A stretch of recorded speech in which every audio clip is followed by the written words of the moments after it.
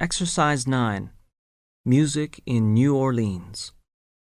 Listen to the conversation and fill in the missing information in the notes below. Hi, Mike.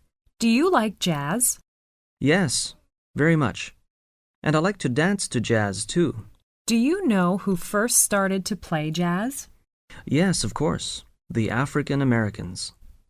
Do you know when and where? Yes. Around 1900, people from many countries lived in New Orleans. Music was an important part of life in this city. Musicians in New Orleans started to play a new kind of music.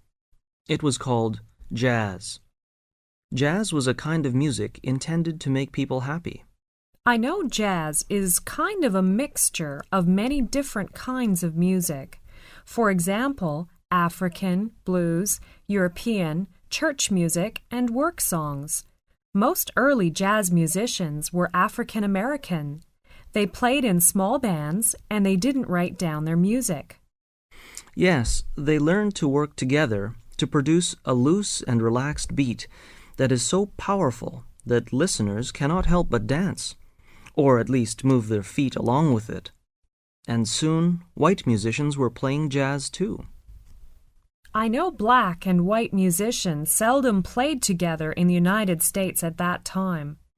You are right. Around 1920, jazz music began to spread.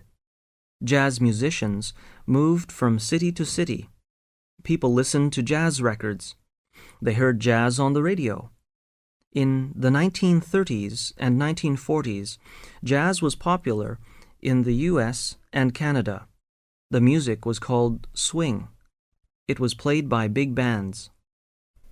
It was said there are still a few bands made up of very old musicians playing the old-style jazz in a club in New Orleans.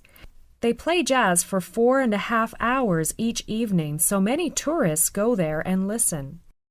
Can the audience make some special requests for the songs? Yes, if the musicians are willing to play them, people pay a little money for the request. Traditional songs cost $1 and all others cost $2. That's interesting. I'd like to visit the city sometime in the future.